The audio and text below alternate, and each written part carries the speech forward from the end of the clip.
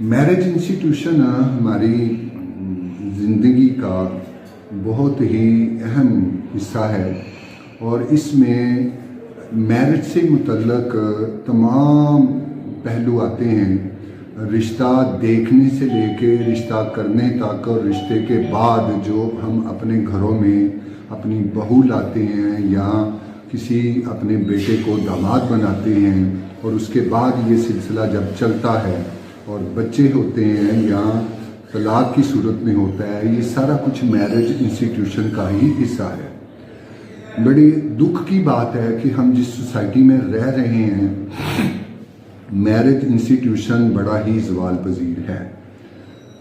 وجوہات اس کی یہ ہیں کہ ہم لوگوں نے اس شادی کو اور اس رشتے کو انتہائی مشکل بنا دیا ہے اور رشتہ دیکھنے سے لے کے اور جو ان لاز ہوتے ہیں ہماری بچی اور بچیوں کے، ان کے ساتھ جو تعلقات ہم بناتے ہیں، یہ سارا کچھ اس میں شامل ہے اور بہت ہی زوال پذیر ہے۔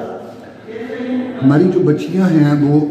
ڈسپلن میں ہوتی ہیں، گھریلو بچیاں ہوتی ہیں، وہ تعلیم حاصل کرتی ہیں، گھروں میں رہتی ہیں، پڑھتی ہیں اور دیکھتے دیکھتے وہ گریجویٹ ہو جاتی ہیں، پوسٹ گریجویشن تک تعلیم حاصل کر لیتی ہیں۔ لیکن اس کے مقابلے میں اگر دیکھا جائے تو ہمارے جو بچے ہیں وہ تھوڑے لاپرواہ ہوتے ہیں، یا سوسائٹی میں اٹھنا بیٹھنا اور باہر گھومنا پھرنا ہوتا ہے تو وہ تعلیم میں چند ایک کو نکال کے باقی سارے کمزور رہ جاتے ہیں اور وہ یا میٹرک کے بعد کوئی کام ڈھونڈ لیتے ہیں یا انٹر کے بعد یا بی اے کے بعد اس لیول کی تعلیم حاصل نہیں کر سکتے۔ اب جو بچیاں ہیں وہ بیچاری جب گریجویشن کر لیتی ہیں یا پوسٹ گریجویشن تک آ جاتی ہیں تو ان کے رشتے کا پرابلم ہوتا ہے۔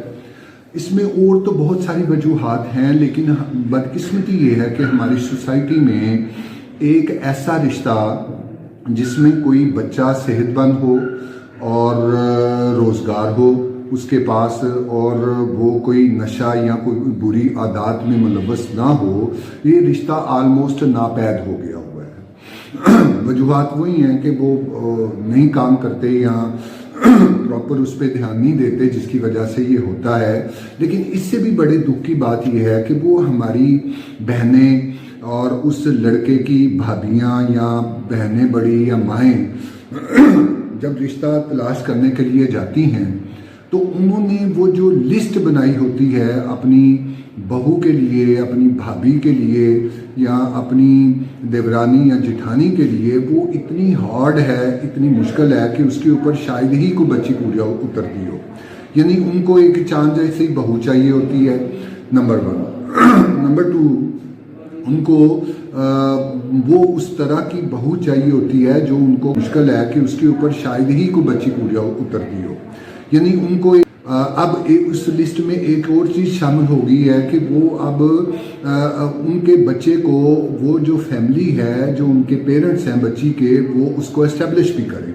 اور اس کو پیسے کی صورت میں، بزنس کی صورت میں یا کسی بھی صورت میں اس کو فیسیلیٹیٹ بھی کریں۔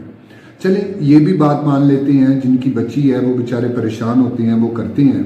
لیکن اس سے بھی زیادہ جو ہیومیلیشن ہے وہ یہ کرتی ہیں کہ وہ جو رشتہ دیکھنے کے لیے جاتی ہیں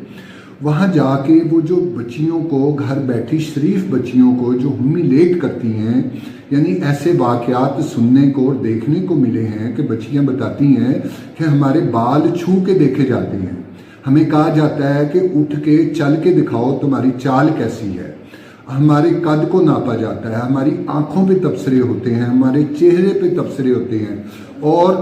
اس کے علاوہ پوری باڈی کو جو ہے نا وہ زیر بحث لایا جاتا ہے۔ پھر اس کے بعد کوئی جواب نہیں دیا جاتا اور جا کے گھر بیٹھ کے فون کر دیا جاتا ہے کہ جی ہمیں رشتے سے انکار ہے۔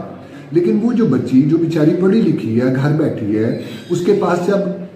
10 دفعہ 15 دفعہ 20 دفعہ جب یہ ایکٹ ہوتا ہے تو وہ اتنی ڈس ہارٹ ہو جاتی ہے کہ وہ آئندہ جب کوئی رشتہ آفر ہوتا ہے اور گھر میں کوئی رشتہ دیکھنے کے لیے لوگ آنے والے ہوتے ہیں، اس کا دل ہی نہیں کرتا کہ وہ تیار ہو کے ان کے سامنے بیٹھے۔ اس کو یوں لگتا ہے کہ جیسے اس کو فار سیل بٹھایا جا رہا ہے اور کسی نے آ کے اس کی بولی لگانی ہے یا اس کو جانچنا اور پرکھنا ہے اور اس کے بعد پتہ نہیں کسی کو وہ پسند آئے گی کہ نہیں آئے گی۔ رب کریم کا یہ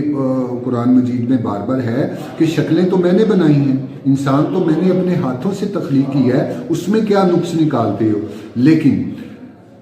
انتہائی دکھ اور افسوس کی بات ہے کہ ہماری سوسائٹی میں دراصل عورت ہی عورت کی دشمن ہو گئی ہوئی ہے. وہ عورت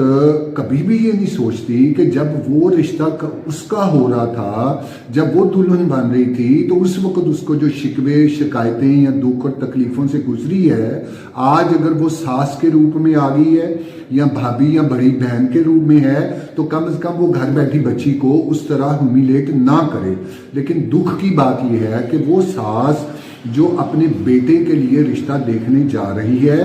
وہ قطعاً یہ بات بھول جاتی ہے کہ اس کا بیٹا کس کیلیبر کا مالک ہے، کس شکل و صورت کا مالک ہے، اور وہ اس کے لیے کون سی دلہن لینے جا رہی ہے، اور وہاں جا کے وہ اس گھر بیٹھی بچی کو کس طرح انسلٹ کر کے وہ آ رہی ہے. اور وہ یوں کرتی ہے وہ یوں کرتی ہے کہ وہ جا کے اس بچی کو دیکھ کے پرکھ کے